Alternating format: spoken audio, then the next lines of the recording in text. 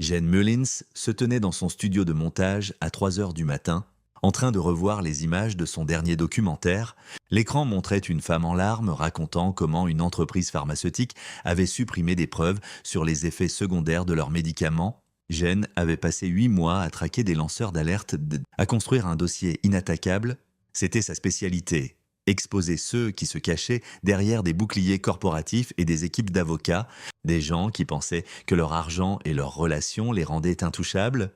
Il faisait ce travail depuis 15 ans, depuis que sa femme Sarah était morte de complications qu'un hôpital négligent avait tenté d'enterrer. Le règlement qu'ils avaient proposé était une insulte enveloppée dans un accord de non-divulgation. Jane avait refusé, canalisant plutôt son chagrin dans un documentaire qui avait coûté leur licence à 3 médecins et l'accréditation à l'hôpital. Ce film avait remporté des prix, mais plus important encore, il avait empêché d'autres personnes de subir le même sort. Sa fille Léane avait 12 ans à l'époque. Elle avait vu son père se transformer d'un vidéaste d'entreprise en quelque chose de plus tranchant, de plus dangereux. Jane l'avait élevé seule, lui apprenant à questionner l'autorité, à se défendre, à ne jamais accepter l'injustice. Elle avait hérité de son entêtement et de son sens du bien et du mal, ce qui rendait les 2 dernières années si douloureuses. Léane avait rencontré Brent Sparks lors d'un gala de charité. Jane avait immédiatement été suspicieux. Brent était trop poli, trop charmant, il venait d'une vieille fortune. Sa famille possédait une chaîne de centres de réhabilitation de luxe dans le sud-ouest. Les centres Sparks promettaient une guérison holistique pour les addictions, les traumatismes et les problèmes de santé mentale. S'adressant à une clientèle riche qui voulait avant tout de la discrétion, Jane avait enquêté sur eux. Sur le papier, tout semblait légitime. Programmes accrédités, taux de succès impressionnants, témoignages élogieux, mais quelque chose clochait. Les rares critiques négatives qu'il avait trouvées en ligne avaient été rapidement effacées. Les anciens employés qui avaient parlé de manière critique avaient rétracté leurs déclarations ou disparu de la vue du public. Il avait essayé d'en parler à Léane, elle l'avait accusé d'être surprotecteur, de saboter son bonheur parce qu'il ne pouvait pas lâcher prise. Pas tout le monde cache quelque chose. Papa, avait-elle dit, pas chaque famille est corrompue, les Sparks font vraiment du bien dans le monde. Ils s'étaient disputés, Jane avait poussé trop fort et Léane s'était éloignée.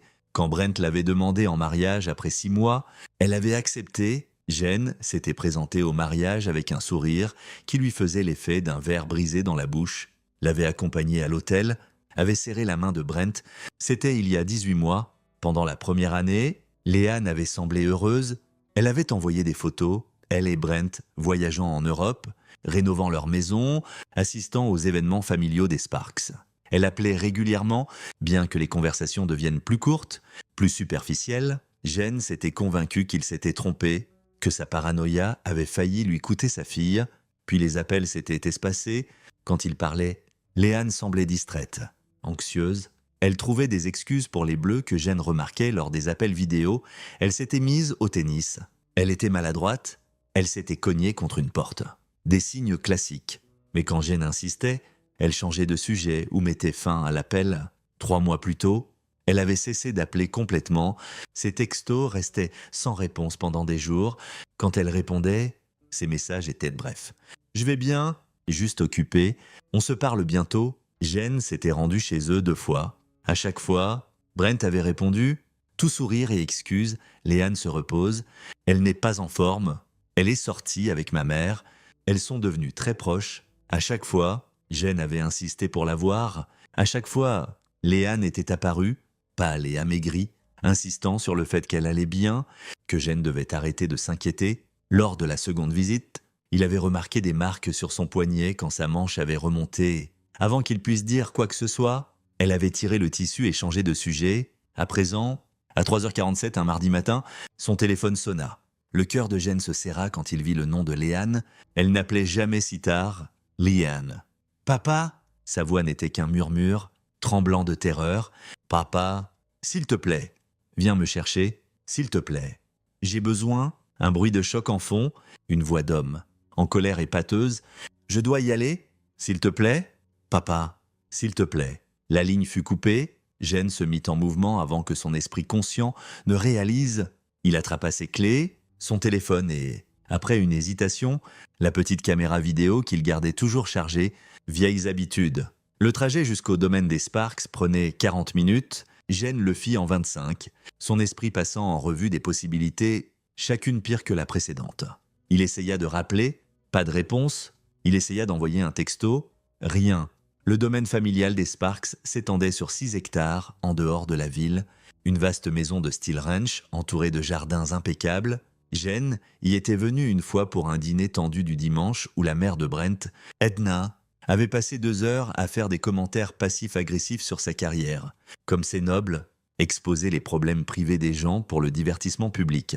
Pendant que son père, Ken, l'avait surtout ignoré au profit de son téléphone, Jen s'arrêta au portail et tapa le code que Léane lui avait donné des mois plus tôt.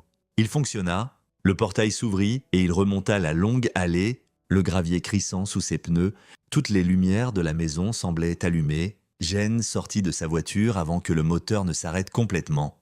Il monta les marches du perron 2 par 2 et essaya la porte. Verrouillée, il tambourina dessus. « Léane » des pas à l'intérieur. La porte s'ouvrit de 15 centimètres, retenue par une chaîne.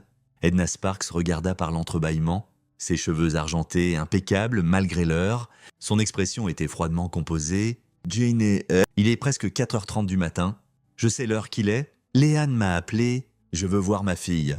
Léane se repose. Elle a eu une soirée difficile. Alors je l'aiderai à se reposer. Ouvrez la porte. Edna, je crains de ne pas pouvoir faire ça. Elle ne part pas. Quelque chose dans la façon dont elle l'avait dit. Non pas. Elle n'est pas disponible. Oh, elle ne peut pas vous voir. Mais elle ne part pas. Glaça le sang de Jen. Ce n'est pas votre décision. Je suis son père. Elle m'a appelé à l'aide. Elle est confuse. Elle est sous un stress énorme. La famille s'en occupe. Écartez-vous. Jean, je comprends votre inquiétude, mais il n'attendit pas qu'elle finisse. Jen recula et donna un coup de pied dans la porte juste en dessous de la serrure. La chaîne se déchira du cadre et la porte s'ouvrit violemment. Edna trébucha en arrière avec un hoquet. Jen la poussa pour entrer dans le vestibule en marbre. « Léane, vous ne pouvez pas. C'est une effraction. J'appelle la police. » La voix d'Edna monta en un cri strident. « Appelez-les, dit Jean. S'il vous plaît. J'adorerais qu'ils soient ici. » Il avança plus profondément dans la maison. L'aménagement était ouvert, moderne. Salon menant à la salle à manger. Puis à la cuisine. Pas de Léane. Un bruit du haut.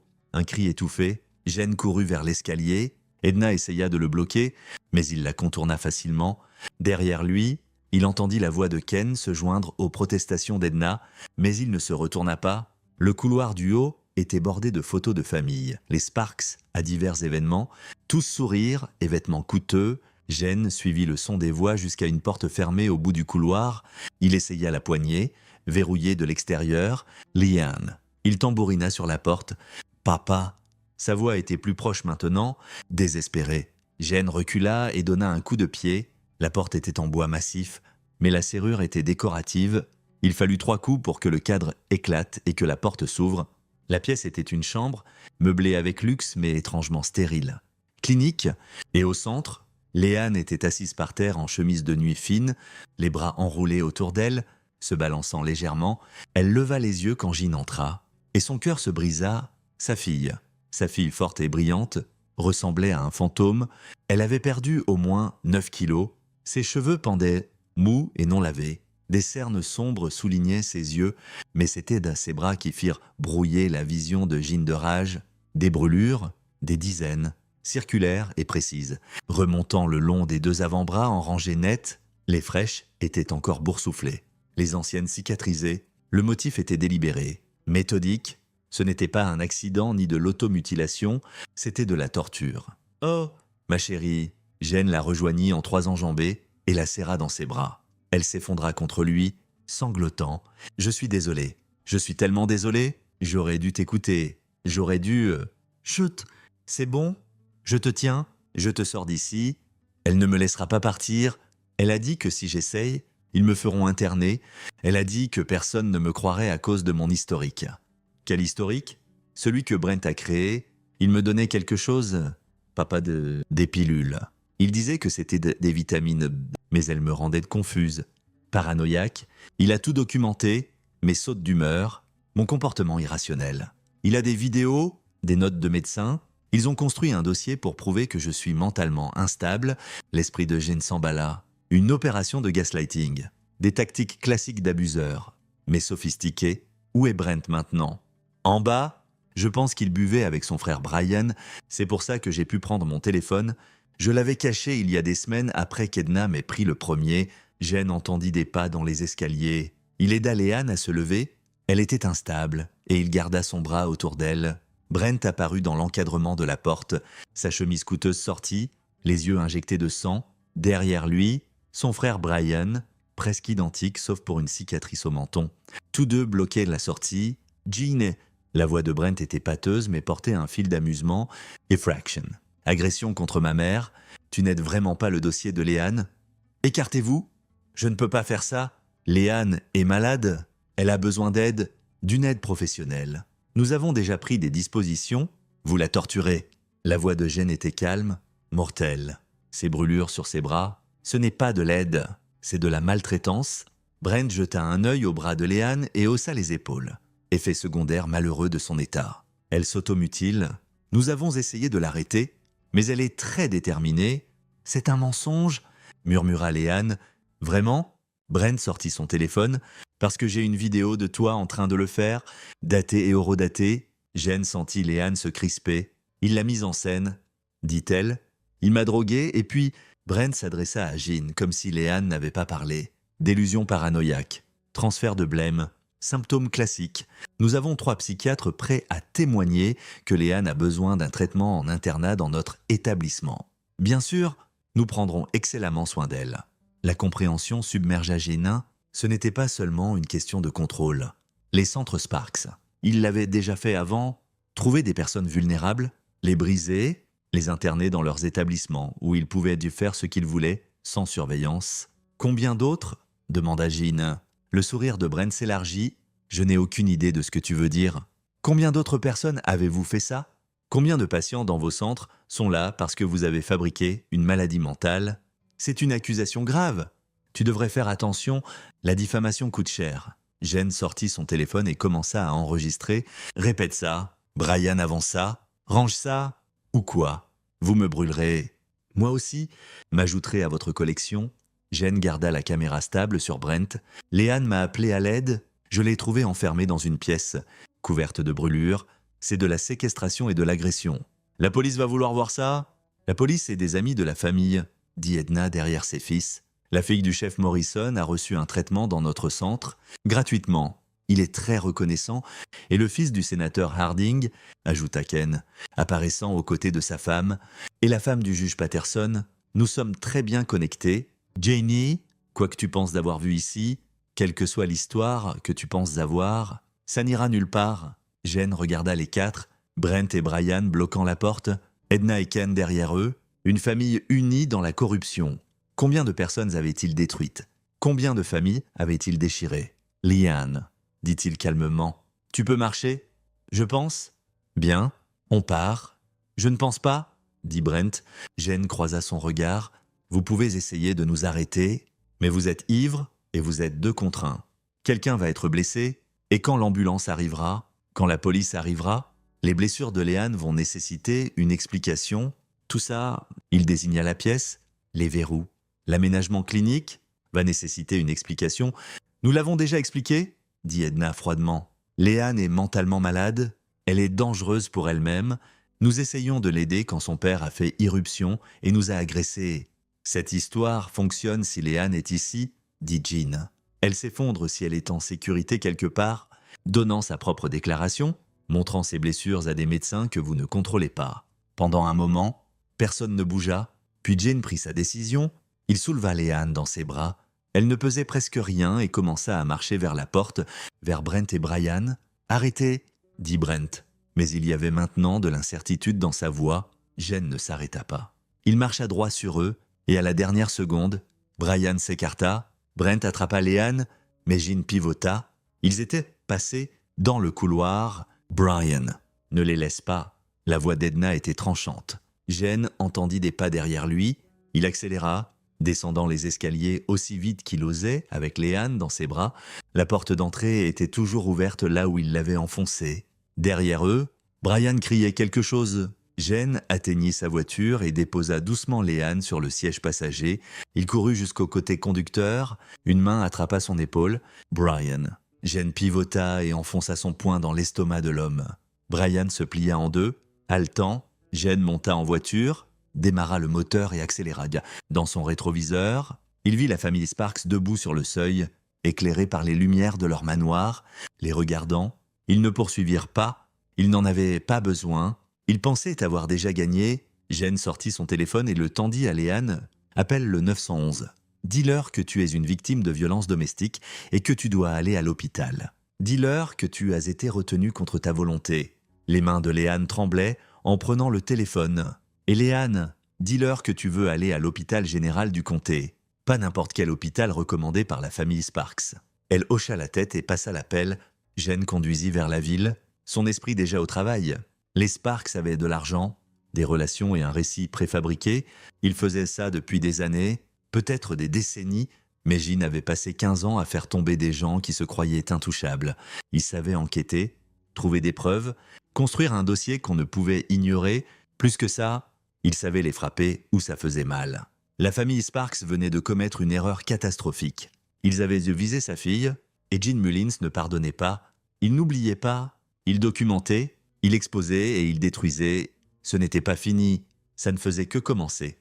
La salle d'urgence de l'hôpital général du comté était sous-effectif et surchargée à 5 heures du matin, mais l'infirmière qui emmena Léane avait des yeux gentils et une attitude professionnelle qui mit légèrement Jean à l'aise.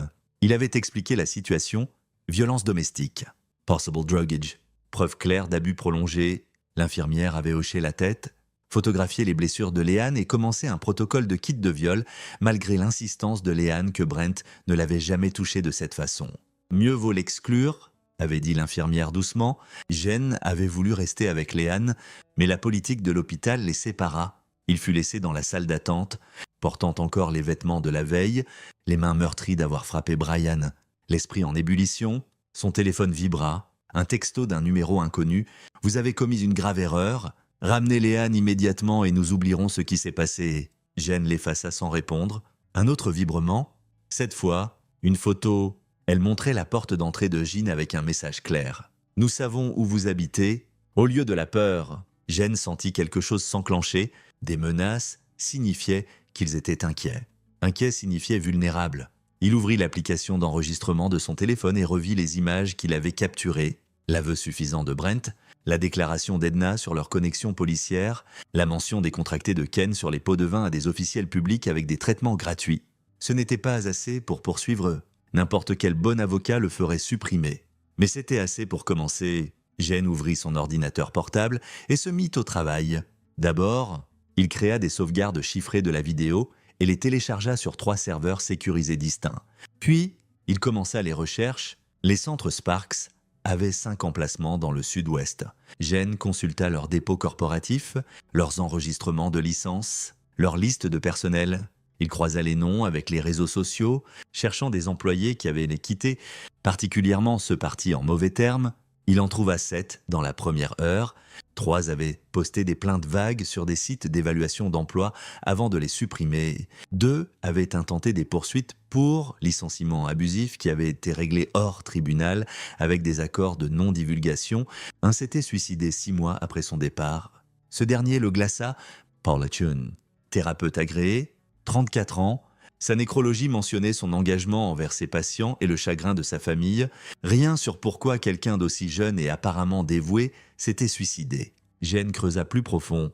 La sœur de Paula avait commencé un blog en sa mémoire, traitant son chagrin publiquement. Dans un post de 2 ans plus tôt, elle avait écrit « Paula m'a dit qu'elle avait vu des choses à son dernier emploi qui l'empêchèrent de dormir. Elle voulait parler, mais il menaçait sa carrière.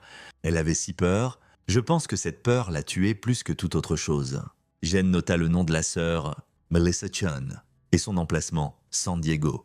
À 2 heures de route, un médecin apparut dans la salle d'attente. « Monsieur Mullins. » Jen se leva. « Comment va-t-elle physiquement ?»« Elle se remettra. Les brûlures sont compatibles avec un contact répété avec un instrument chauffé, peut-être un briquet ou un petit chalumeau. Certaines cicatriseront. Nous les avons traitées et bandées. Elle est déshydratée et mal nourrie. Mais nous lui donnons des fluides maintenant. Et les drogues ? Nous avons fait un dépistage complet. Elle a plusieurs substances dans son système, un benzodiazépine, un antipsychotique et quelque chose que nous identifions encore, c'est une combinaison troublante. Surtout pour quelqu'un qui ne devrait en prendre aucune. Pouvez-vous documenter tout ça? Déjà fait? Nous avons aussi contacté les services sociaux et la police comme requis dans les cas d'abus. Un détective voudra parler à vous deux. Jen se tendit. Quel commissariat? Central. Pourquoi? Pas le commissariat de Morrison? C'était déjà ça? Puis-je la voir dans quelques minutes? Elle vous demande. Le médecin partit. Le téléphone de Jean sonna. Son associé, Marcus Webb. Jean, où es-tu?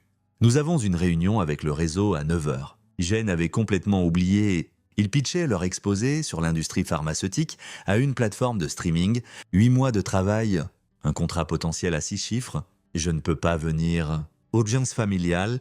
Quoi? Jane, on ne peut pas reporter ça. Ils viennent en avion de... Tu devras le faire sans moi? Une pause.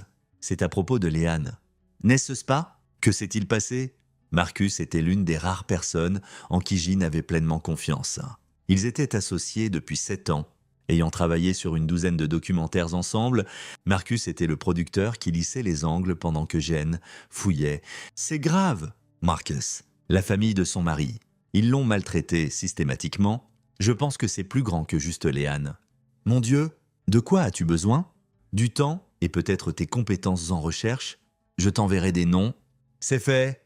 Va t'occuper de ta fille. Je m'occupe du réseau. Après avoir raccroché, une infirmière mena Jean à la chambre de Léane. Elle était dans un lit d'hôpital.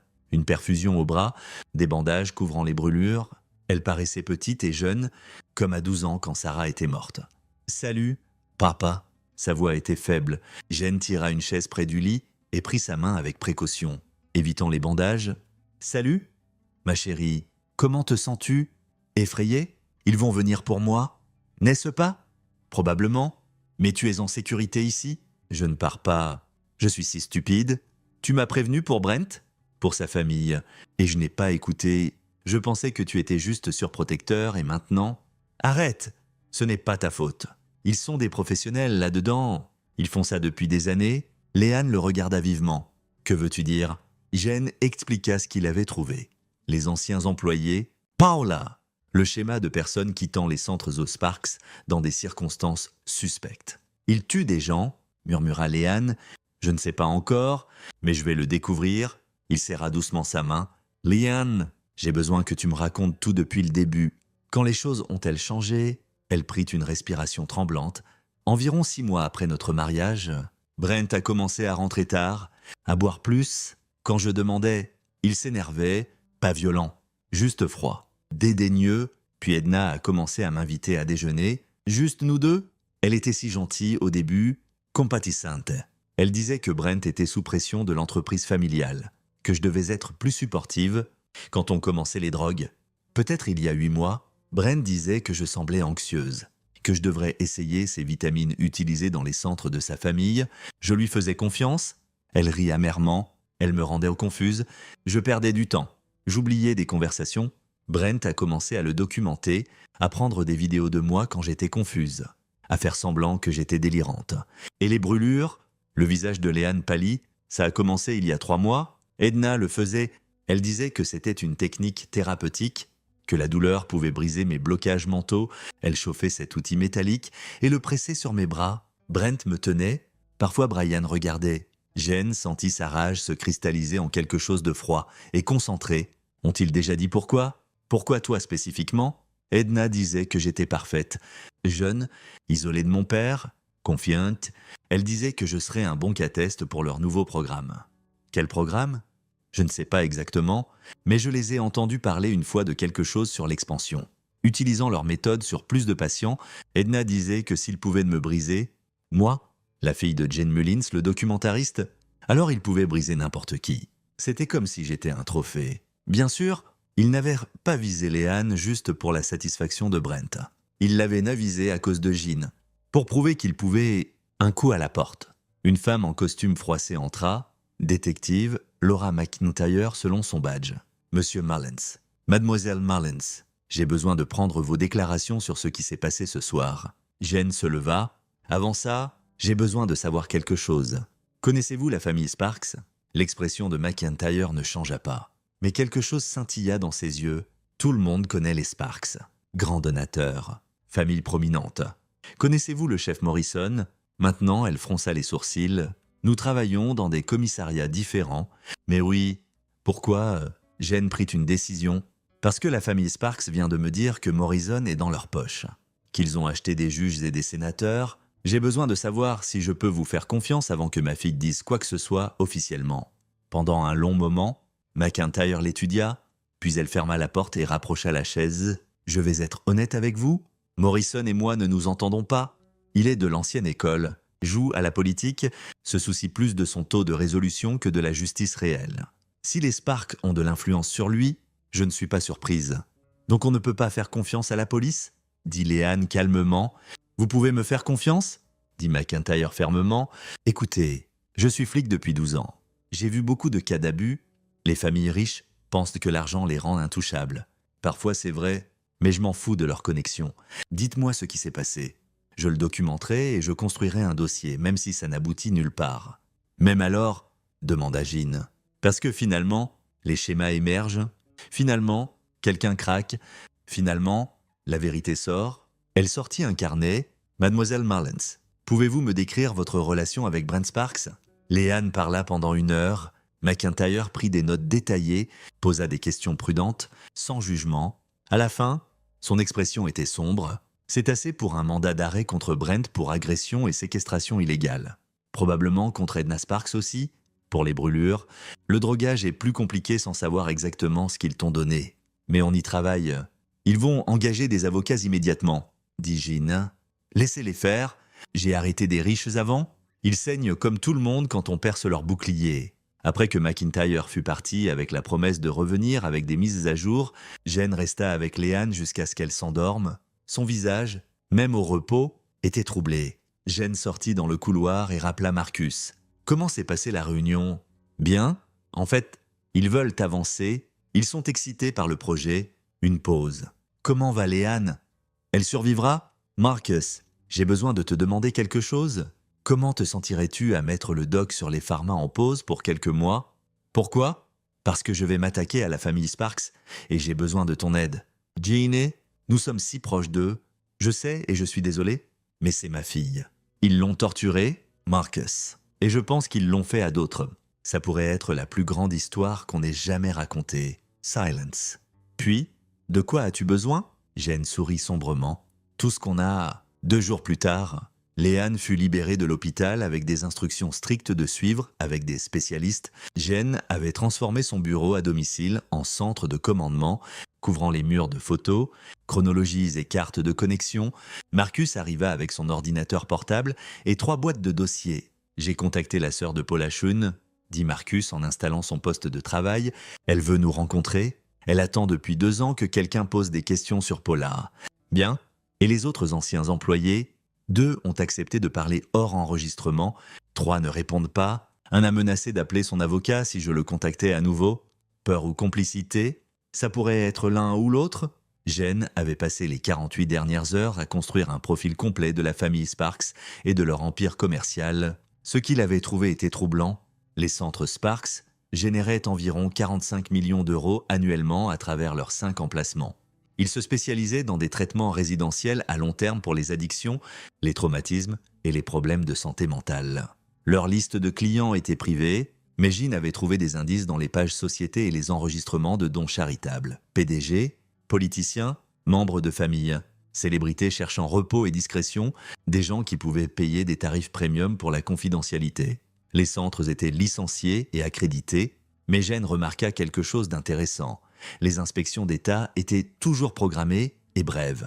Le même inspecteur gérait les 5 emplacements. Le docteur Nathan Snyder, un psychiatre qui avait quitté la pratique privée 10 ans plus tôt pour travailler au conseil de licence de l'État. Jane consulta les finances de Snyder.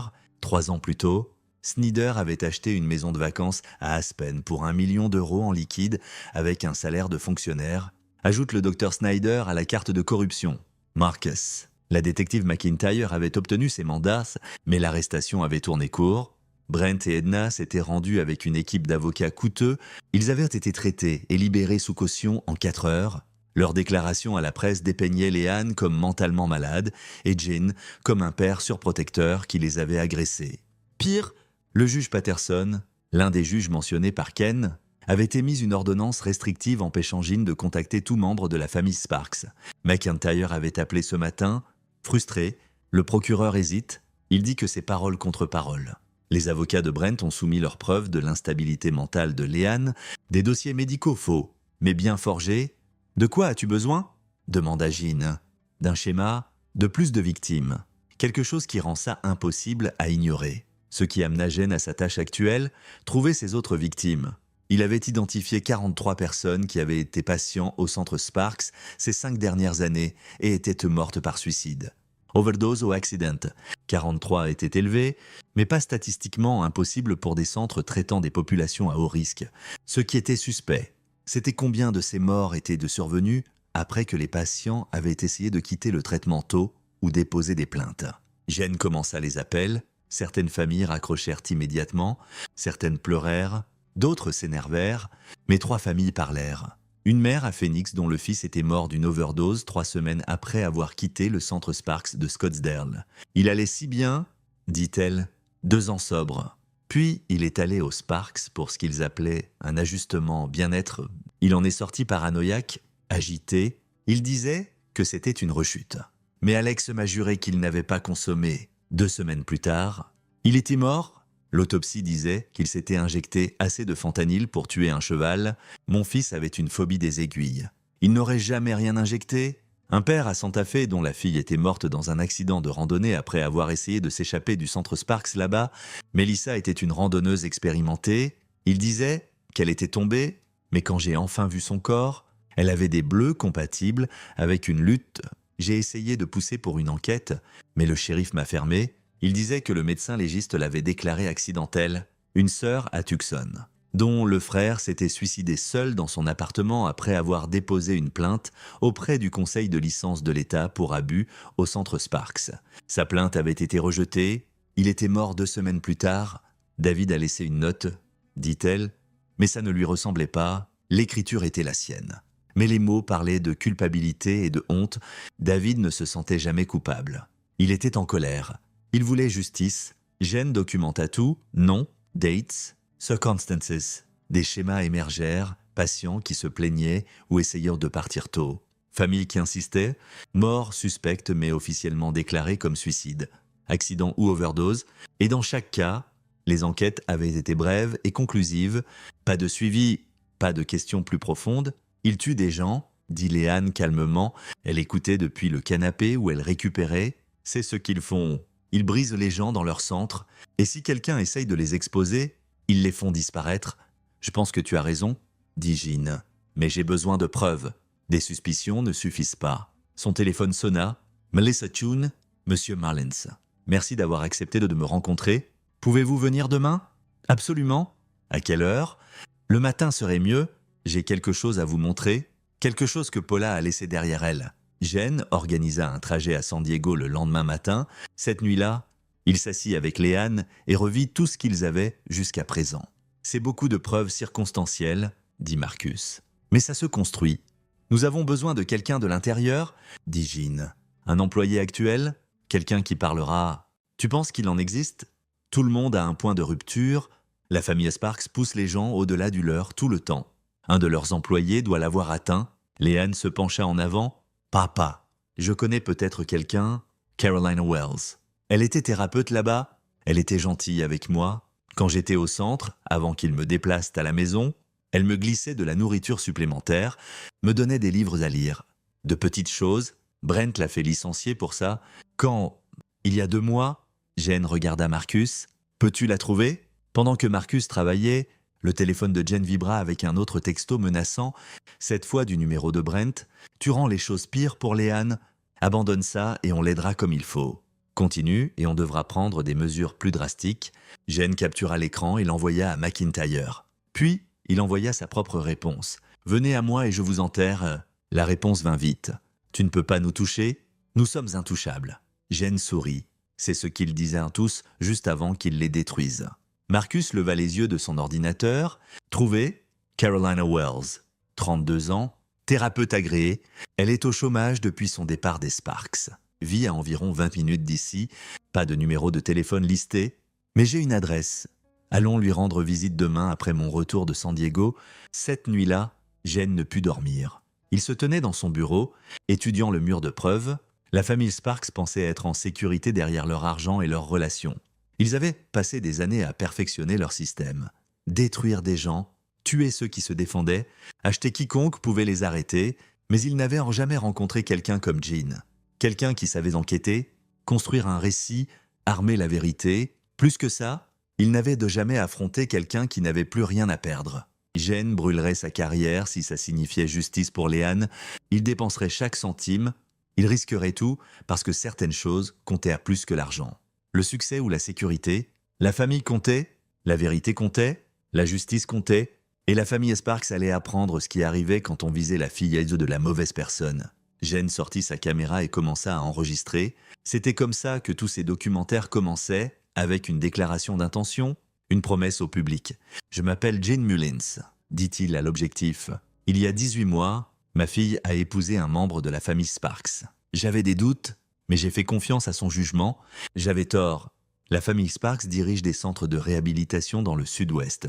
Ils prétendent aider les gens. Au lieu de ça, ils les torturent, les droguent et tuent quiconque essaye de les exposer. Ils ont fait du mal à ma fille, et je vais les faire payer. » Il arrêta l'enregistrement et sauva le fichier. Puis il commença à planifier. La famille Sparks pensait être des chasseurs. Ils avaient traqué Léane, l'avaient étudiée, piégée. Ils ne réalisaient pas qu'ils avaient attrapé le petit d'un tigre. Maintenant, le tigre venait pour eux, et Jean Mullins ne mordait pas juste en retour, il visait la gorge. La maison de Melissa Sean était un petit bungalow dans un quartier calme de San Diego. Elle répondit à la porte avant que Jean puisse frapper. Comme si elle l'avait guetté, « Monsieur Mullins, entrez ». Elle était dans la quarantaine. Portant un jean et un sweat UCLA délavé, ses yeux étaient tristes mais farouches. Jen reconnut ce regard. Il l'avait vu dans le miroir après la mort de Sarah. « Merci de me recevoir. Vous êtes la première personne à demander pour Paula depuis 2 ans. Tous les autres voulaient que je passe à autre chose. Que j'arrête de causer des problèmes ?»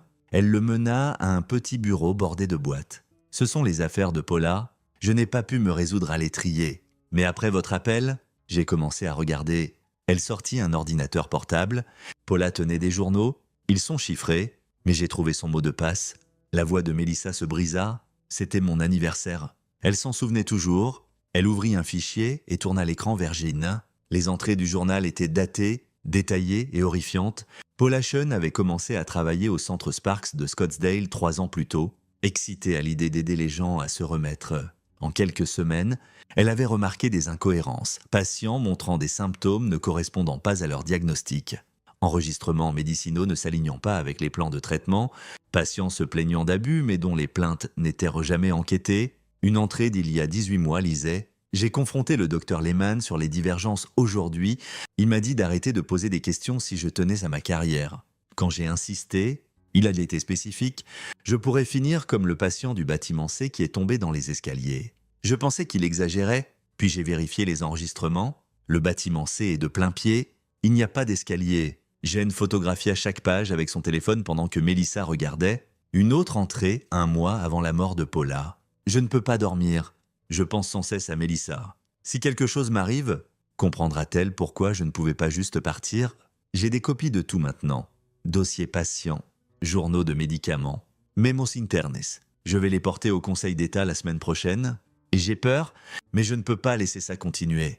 Est-elle allée au Conseil d'État? Demanda Jean. Elle avait un rendez-vous prévu.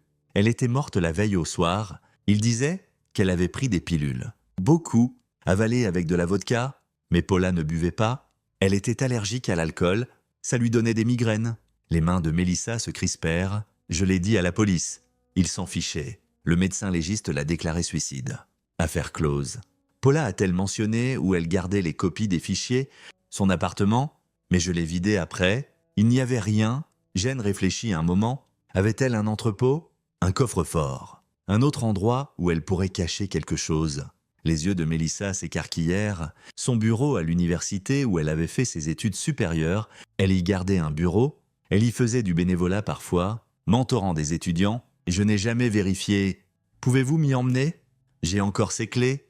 Je les ai gardées. Je ne sais pas pourquoi. Ils conduisirent ensemble à l'université. Le bureau de Paula était dans le bâtiment de psychologie, une petite pièce qu'elle partageait avec un autre adjoint.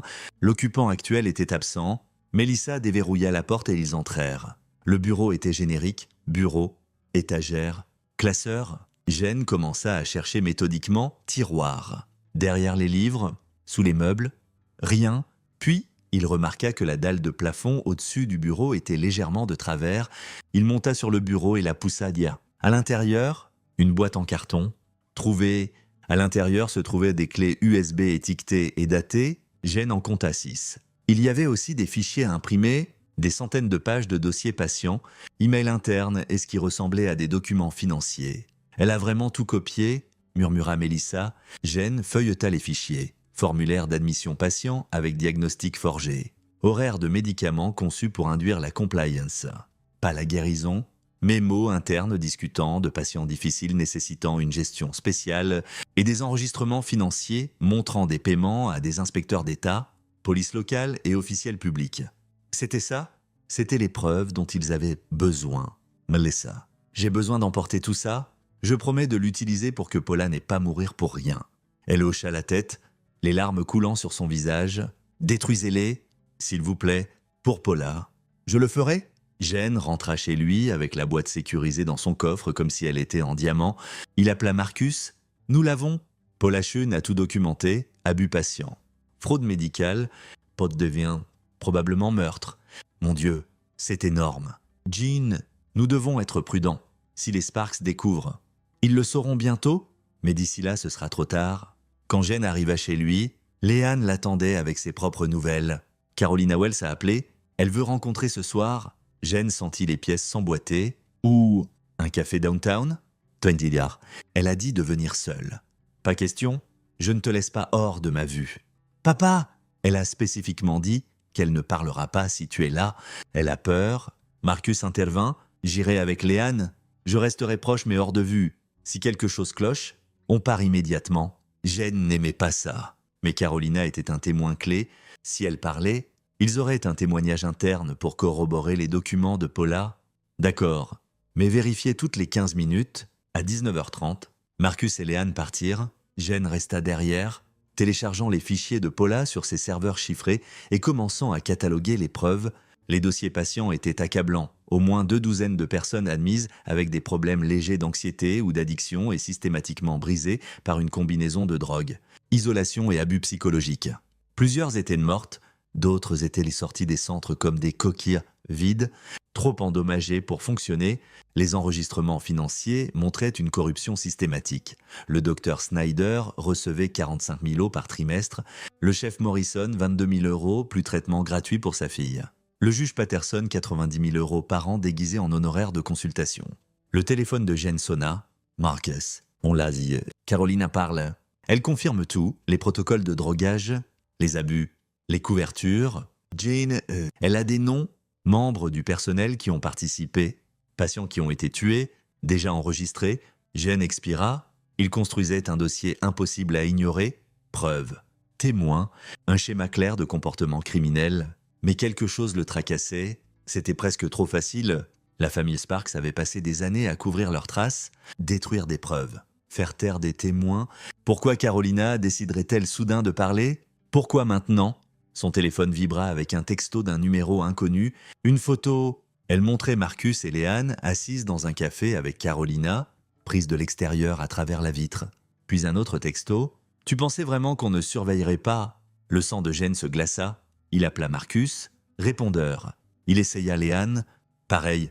Il attrapa ses clés et courut. Le café était à 15 minutes. Jen y arriva en 8, grillant des feux rouges et zigzagant dans la circulation. Il se gara dehors et vit la voiture de Marcus encore stationnée. Le café était fermé, sombre. Jen sortit et essaya la porte. Verrouillée, il regarda par la fenêtre. Vidée. Il appela McIntyre. « J'ai besoin d'aide. » Ma fille et mon associé rencontraient un témoin. Maintenant, ils sont partis. Quelle adresse? Jen et la Donna. McIntyre promit d'envoyer des unités immédiatement. Jen fit le tour du bâtiment, cherchant tout signe de où ils étaient allés. Dans l'allée derrière le café, il trouva le téléphone de Marcus, craquelé et gisant dans une flaque. Puis, il entendit son propre téléphone sonner, numéro de Brent. À la recherche de Léane, la voix de Brent était suffisante. « Ne t'inquiète pas, elle est en sécurité pour l'instant. Elle est de retour où elle doit être. Si tu la touches, tu quoi? Tu as déjà fait irruption chez moi? Agresser ma famille, voler ma femme. Je pense qu'on est au-delà des menaces. Et Jean, que veux-tu? Tout ce que tu as collecté, chaque document, chaque enregistrement, chaque preuve, apporte tout au centre Sparks de Scottsdale seul ce soir. Où Léane apprendra ce qu'est la vraie douleur. Laisse-moi lui parler. » Une pause. Puis la voix de Léane, terrifiée. « Papa ?» Né, la ligne fut coupée, Jen resta dans l'allée, la pluie commençant à tomber, son esprit en ébullition. Ils avaient Léane. Ils avaient probablement Marcus aussi, et ils voulaient qu'il remette le seul levier qu'il avait. S'il allait à la police, les Sparks feraient disparaître Léane avant que quiconque la trouve. S'il leur donnait les preuves, ils les tueraient tous les trois. Il n'y avait qu'une option. Jen monta en voiture et commença à conduire vers Scottsdale, mais il n'apportait pas les preuves. Il apportait une guerre. Le centre Sparks de Scottsdale s'étendait sur 4 hectares de paysages désertiques conçus pour ressembler à un resort de luxe.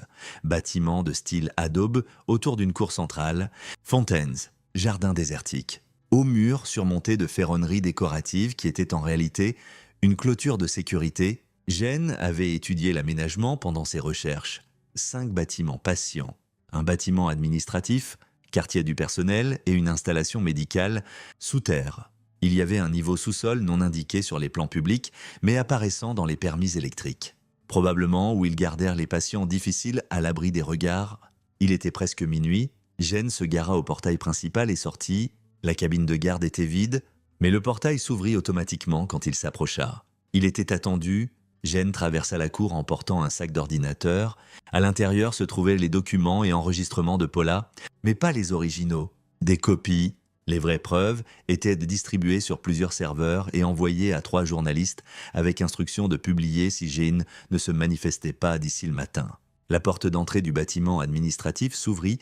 Edna Sparks se tenait là, flanquée de 2 gardes de sécurité. « Jean, ponctuelle comme toujours, as-tu ce qu'on a demandé? Où est Léane? En sécurité? Montre-moi les preuves d'abord. » Jen ouvrit l'ordinateur et afficha les fichiers. Edna les examina. Son expression indéchiffrable. « C'est tout. » « Et tout ?» Elle hocha la tête vers les gardes. Ils avancèrent vers Jean. Mais il leva la main. « Pas avant que je voie Léane et Marcus vivants. » Edna considéra ça, puis haussa les épaules. « Très bien. Suis-moi. » Elle le mena à travers le bâtiment, passant des zones communes luxueuses et des salles de traitement jusqu'à un ascenseur. Ils descendirent. Le niveau sous-sol était complètement différent de l'étage. Stérile, froid, plus prison que resort. Edna déverrouilla une porte. À l'intérieur, Léane et Marcus étaient attachés à des chaises avec des liens zip. Tous deux paraissaient de malmenés, mais vivants. Carolina Wells était assise sur une 3e chaise, non attachée, l'air coupable. « Je suis désolée, » dit Carolina à Léane. « Ils ont ma fille. Ils disaient que si je n'aidais pas... »« Tais-toi » claqua Edna. Elle se tourna vers Jean. « Comme tu peux voir, ils vont bien. Maintenant, donne l'ordinateur. » Jen le posa sur une table et recula. Edna le prit, examina à nouveau le contenu, puis le passa à un garde. « Efface tout. Vérifie ses comptes cloud aussi. » Le garde s'assit et commença à taper. Brent entra dans la pièce, boisson en main. « Jean, content que tu puisses nous rejoindre. Ça nous évite de te traquer. »« Laissez-les partir ?» dit Jean. « Vous avez ce que vous voulez ?»« Vraiment ?» Brent sourit. « Voilà le problème. Tu es un homme très persistant.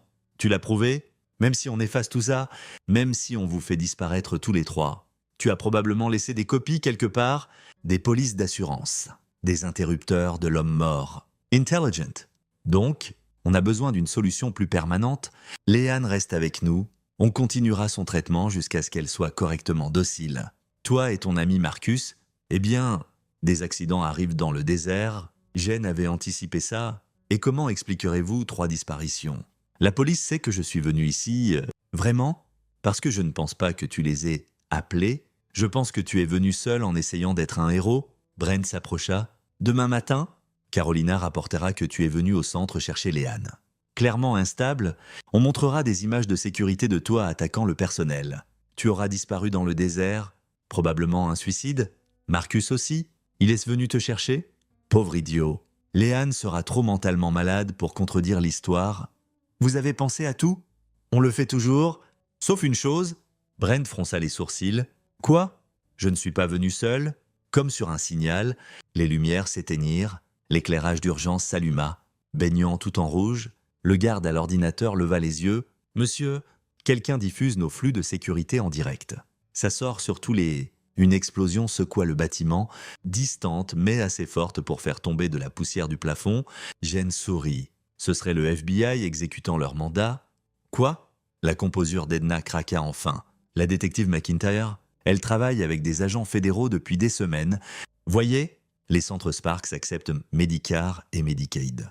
Financement fédéral. Ce qui signifie que la fraude ici est un crime fédéral. Tout comme l'enlèvement à travers les lignes d'État, ce que vous avez fait en attrapant Marcus en Arizona et en l'amenant au Nevada. Brent se jeta sur Jean, mais Jean était prêt. Il esquiva et enfonça son coude dans le visage de Brent. Brent tomba durement, les gardes bougèrent, mais la porte s'ouvrit violemment. Des agents du FBI, en équipement tactique, envahirent armes sorties. FBI, personne ne bouge. La détective McIntyre entra derrière eux, portant un gilet pare-balles. Jean Mullins. Vous êtes en arrestation pour En fait, vous savez quoi? Oubliez. Quelqu'un libère ces gens. Des agents libérèrent Léane et Marcus. Léane courut vers Jean, et il la serra fort. Hey, murmura-t-elle. Quand toi et Marcus êtes allés rencontrer Carolina, j'ai appelé McIntyre. On coordonnait déjà avec le FBI. La rencontre était un appât pour voir si les Sparks vous attraperaient. Ils l'ont fait, et ça a donné au fait d'une cause probable pour un raid complet. Tu nous as utilisés comme appât? Marcus paraissait plus impressionné qu'en colère. J'avais des agents qui vous surveillaient tout le temps. Au moment où les Sparks ont agi, les Feds ont agi aussi, j'ai juste dû leur donner le temps d'assembler l'équipe et d'obtenir les mandats. McIntyre s'approcha d'Edna, qui était figée. Edna Sparks. Vous êtes en arrestation pour enlèvement, aggression, fraude et environ 15 autres charges. Vous avez le droit de garder le silence, tandis que les agents menottaient la famille Sparks et leur équipe de sécurité. Jen sentit quelque chose se relâcher dans sa poitrine. Ce n'était pas fini. Il y aurait des procès, des témoignages, des années de bataille légale, mais les Sparks étaient pris. Les preuves étaient préservées, les victimes auraient justice. Plus d'agents du FBI amenant des patients d'autres pièces du sous-sol, certains étaient clairement drogués. Confus, d'autres paraissaient soulagés, pleurant d'être trouvés. Un agent s'approcha de Jean. « Monsieur, vous devriez savoir qu'on a trouvé des preuves d'au moins 12 meurtres connectés à cet établissement. On aura besoin de votre pleine coopération. Vous l'avez toute ?» L'agent hocha la tête et continua. Léane leva les yeux vers Jean. « C'est vraiment fini. La première partie l'est. Maintenant, on s'assure qu'il ne blesse plus jamais personne. » Les procès prirent 18 mois. La couverture médiatique fut implacable. Le documentaire de Jean, qu'il termina avec l'aide de Marcus, fut diffusé en première sur une grande plateforme de streaming, acclamé par la critique et vu par des millions. Il racontait l'histoire complète. L'enquête de Paula Shun, les abus systématiques, les meurtres et la chute finale. Les preuves étaient accablantes. Brent Sparks fut condamné pour agression, enlèvement et conspiration pour meurtre. Il écopa de 25 ans. Edna Sparks, l'architecte du programme d'abus, en prit 30. Ken reçut 15 pour son rôle dans le schéma de pot de vin. Brian en prit 12 pour agression et aide et encouragement. Le docteur Snyder, le chef Morrison et le juge Patterson furent tous inculpés. Morrison prit un accord de plaidoyer et témoigna contre les autres. Patterson combattit et perdit. Écopant de 10 ans pour corruption, Snyder se suicida avant le procès. Les centres Sparks furent fermés, les actifs saisis et vendus. Les proceeds allant à des fonds de compensation pour victimes, 32 personnes se manifestèrent avec des plaintes d'abus, toutes reçurent des règlements. Plus important, l'affaire déclencha des enquêtes dans des établissements similaires à travers le pays, les régulations furent renforcées, la surveillance augmentée. Ça n'arrangeait pas tout, mais ça aidait. Pour Gina, la victoire était personnelle. Léane revint vivre à la maison pendant qu'elle guérissait physiquement et émotionnellement. Les brûlures cicatrisèrent, mais elle les portait maintenant comme preuve de survie. Elle avait commencé une thérapie avec un spécialiste des traumatismes et se reconstruisait lentement. Marcus avait pris quelques bleus pendant l'enlèvement, mais récupéra vite. Il plaisantait que c'était la production la plus excitante sur laquelle ils avaient travaillé. Carolina Wells témoigna contre la famille Sparks en échange d'immunité. Sa fille était en sécurité. Elle avait commencé à travailler dans un centre de thérapie légitime, déterminée à bien traiter ses patients.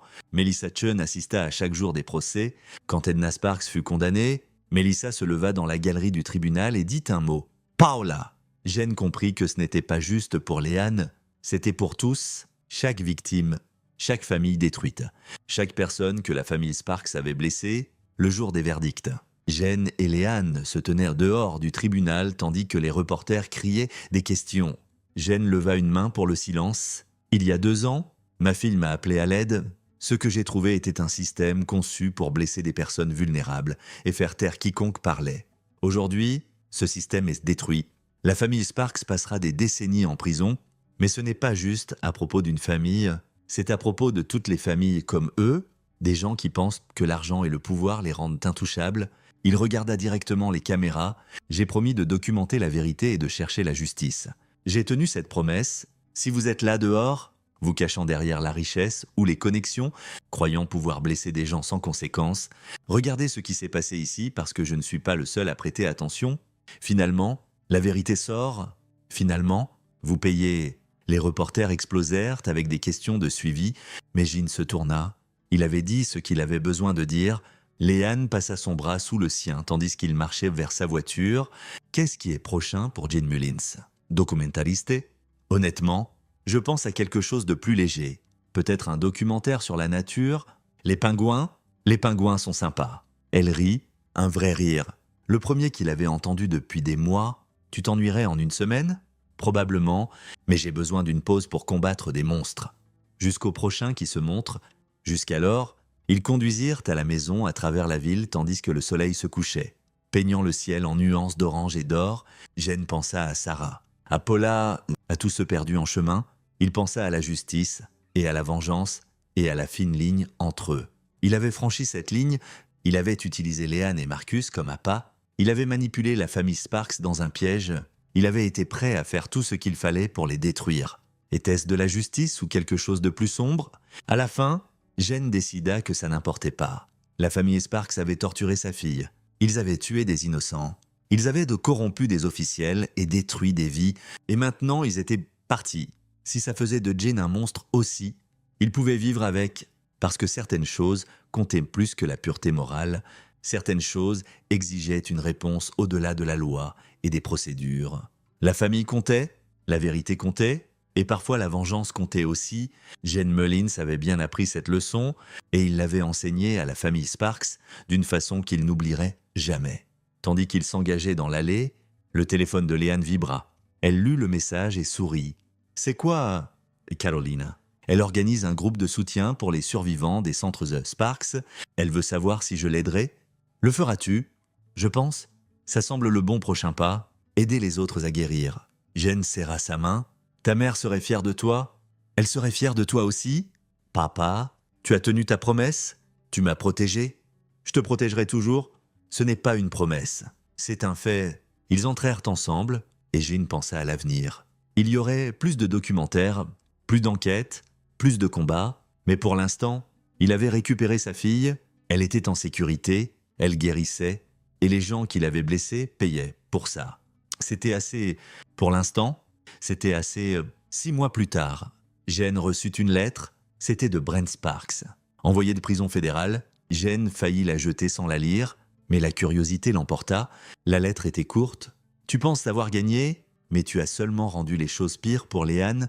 Des gens comme nous ont de longues mémoires. Ma famille a des connexions que tu ne peux imaginer. Quand on sortira, quand on reconstruira, on viendra pour vous deux. Et cette fois, tu ne nous verras pas venir. Jen l'a lu 2 fois. Puis, il alluma la cheminée de son bureau, regarda la lettre brûlée et passa un appel. « Marcus, j'ai une idée pour notre prochain projet. Un autre documentaire? Quelque chose comme ça? Comment te sens-tu pour enquêter sur la corruption dans le système pénitentiaire fédéral ?» Marcus rit. « Tu ne peux pas lâcher? Hein? Non? D'ailleurs, j'ai promis à Brent que je l'enterrerais. Je tiens mes promesses. » Jen raccrocha et se tourna vers son mur de recherche.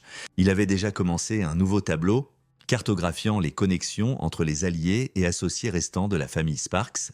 Il y avait encore des bouts non résolus, encore des gens qui les avaient aidés et n'avaient pas été attrapés. Jen les trouverait tous parce que c'était ce qu'il faisait. C'était qui il était. La famille Sparks pensait avoir brisé Léane. Au lieu de ça, ils avaient éveillé quelque chose en son père qui ne pouvait être rendormi.